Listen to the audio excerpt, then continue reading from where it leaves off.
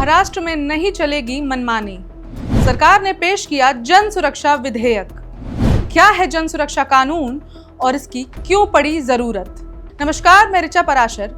और अब महाराष्ट्र में वामपंथी गतिविधि वालों की खैर नहीं रहेगी। अगर सरकार को लगेगा कि किसी की कोई गतिविधि राज्य विरोधी या देश विरोधी है, तो सरकार उसे गैर कानूनी घोषित कर सकती है और उस पर कड़ी कार्रवाई भी की जा सकती है। महाराष्ट्र के मुख्यमंत्री देवेंद्र फडणवीस ने गुरुवार 10 जुलाई को महाराष्ट्र जन सुरक्षा विधेयक 2024 विधानसभा में प्रस्तुत कर दिया, जिसमें राज्य में कट्टर वामपंथी विचारधारा और माओवादी प्रभाव से निपटने की आवश्यकता पर जोर दिया गया है। सीएम फडणवीस ने कहा कि यह विधेयक उन व्यक्तियों और संगठनों की अवैध गतिविधियों को रोकने के लिए लाया गया है जो वामपंथी उग्रवाद को बढ़ावा देते हैं और जिनका प्रभाव शहरी और ग्रामीण क्षेत्रों में फैल रहा है। यह विधेयक ऐसे संगठनों पर प्रतिबंध लगाने का प्रस्ताव करता है जो गुरिल्ला युद्ध में शामिल होते हैं, यानी हिंसा को बढ़ावा देते हैं और सरकार को उखाड़ फेंकने का प्रयास करते हैं। फडणवीस ने कहा, महाराष्ट्र के कई जिलों में विशेष रूप से गढ़चिरौली और कोंकण माओवादी विचारधारा से प्रभावित हुए हैं और यह विधेयक ऐसी गतिविधियों पर रोक लगाने के उद्देश्य से लाया गया है। अब सबसे पहले जानते हैं कि क्या है ये जन सुरक्षा कानून। तो आपको बता दें कि जन सुरक्षा कानून यानी पीएसए एक गैर जमानती और रोकथामात्मक यानी नॉन बेलेबल प्रिवेंटिव कानून है। अब इस कानून के तहत यदि सरकार को लगता है कि कोई व्यक्ति सार्वजनिक व्यवस्था या राष्ट्रीय सुरक्षा के लिए खतरा है, तो उस व्यक्ति को बिना किसी आरोप के तुरंत हिरासत में लिया जा सकता है। इसका अब साफ मतलब ये है कि अगर आप राज्य में बेमतलब परेशानी क्रिएट कर रहे हैं और उसको अपनी अभिव्यक्ति की आज़ादी का हवाला दे रहे हैं, तो ये मनमानी अब महाराष्ट्र में तो बिल्कुल नहीं चलेगी। अब यदि कोई ऐसा करता है तो सरकार बिना कारण बताए उस व्यक्ति को इस कानून के माध्यम से अरेस्ट करवा सकती है। आगे बढ़ने से पहले चलिए ये समझते हैं कि महाराष्ट्र में इस विशेष जन सुरक्षा कानून की जरूरत क्यों पड़ गई। दरअसल यह जन सुरक्षा अधिनियम और इसके तहत बनने वाला कानून मुख्य रूप से इंटरनल सिक्योरिटी से संबंधित है। इस कानून का मुख्य उद्देश्य नक्सलवादी यानी माओवादी और अन्य आंतरिक सुरक्षा के लिए खतरा बनने वाले संगठनों और व्यक्तियों पर कार्रवाई करना है। देश के कुछ नक्सल प्रभावित राज्यों में पहले से ही ऐसा विशेष कानून मौजूद है, लेकिन महाराष्ट्र में ऐसे कानून की गैर मौजूदगी के कारण पुलिस और सुरक्षा एजेंसियों को केंद्र सरकार के कानून जैसे यूएपीए का सहारा लेना पड़ता था। इस केंद्रीय कानून के तहत कार्रवाई करते समय कई बार प्रशासनिक दिक्कतें और पूर्व अनुमति की बाधाएं भी आती थी।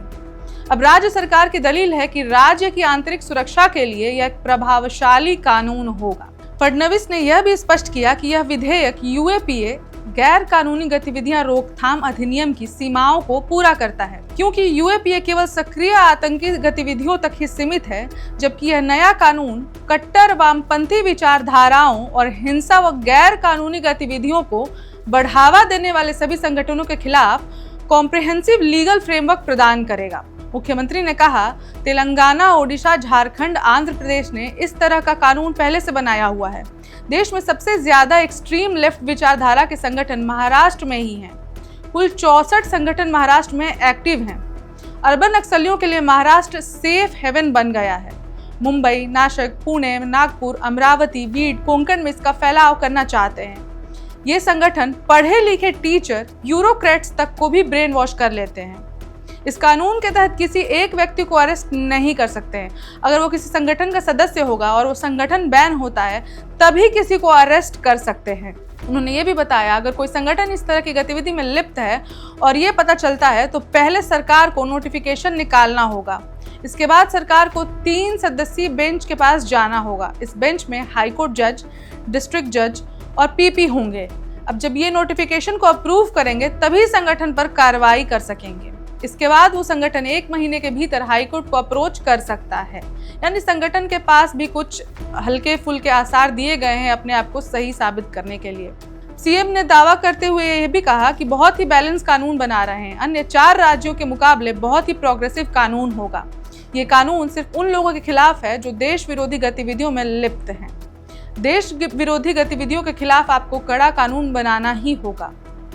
अब आपको ये भी जानना चाहिए कि इस कानून में क्या क्या प्रावधान हो सकते हैं, यानी किन किन गतिविधियों पर पुलिस आप पर कार्रवाई कर सकती है और किस प्रकार की कार्रवाई की जा सकती है। तो आपको बता दें कि इसके अंतर्गत राज्य की सुरक्षा के लिए खतरा बनने वाले किसी भी संगठन को गैर कानूनी घोषित किया जा सकता है। उस संगठन का कार्यालय, परिसर या फिर संपत्ति जब्त की जा सकती है। गैर कानूनी घोषित किए गए संगठन के बैंक खातों को भी सील किया जा सकता है। यदि प्रतिबंधित संगठन के पदाधिकारी या कार्यकर्ता किसी नए नाम से वही कार्य करते हैं तो ये नया संगठन भी मूल प्रतिबंधित संगठन का ही हिस्सा माना जाएगा। यानी कि उस संगठन से बाहर निकलकर उस संगठन का कोई व्यक्ति अगर नया कोई संगठन या ग्रुप खोलता है, बनाता है, तो यह भी उसका ही सदस्य माना जाएगा और वह भी अवैध घोषित कर दिया जाएगा। साथ ही यह भी महत्वपूर्ण है कि कौन कौन ऑथोराइज्ड है इस कार्रवाई को करने के लिए। तो आपको बता दें कि डीआईजी रैंक के अधिकारी की अनुमति से ही एफआईआर दर्ज की जा सकेगी। जांच केवल पुलिस उपनिरीक्षण यानी सब इंस्पेक्टर या उससे उच्च अधिकारी द्वारा ही की जाएगी। इसके अलावा अतिरिक्त पुलिस महानिदेशक एडीजी स्तर के अधिकारी की अनुमति से ही चार्जशीट दाखिल किया जा सकेगा। उच्च अधिकारियों द्वारा ही रेगुलराइजेशन का सीधा मतलब तो यही है कि इस कानून का दुरुपयोग ना हो सके। विधेयक की इम्प्लीमेंटेशन की निगरानी 3 सदस्यीय अथॉरिटी करेगा, जिसमें हाई कोर्ट के वर्तमान या रिटायर्ड जज, जिला मजिस्ट्रेट और सरकारी वकील शामिल होंगे। यह समिति यह सुनिश्चित करेगी कि किसी भी व्यक्ति या संगठन के खिलाफ कार्रवाई से पहले मामले की सावधानी पूर्वक समीक्षा की जाए। अब इस खबर में फिलहाल के लिए इतना ही, लेकिन महाराष्ट्र के इस जन सुरक्षा कानून पर आपकी क्या राय है हमें जरूर शेयर करें और ऐसी ही खबरों के लिए बने रहें वन इंडिया हिंदी के साथ। Subscribe to One India and never miss an update.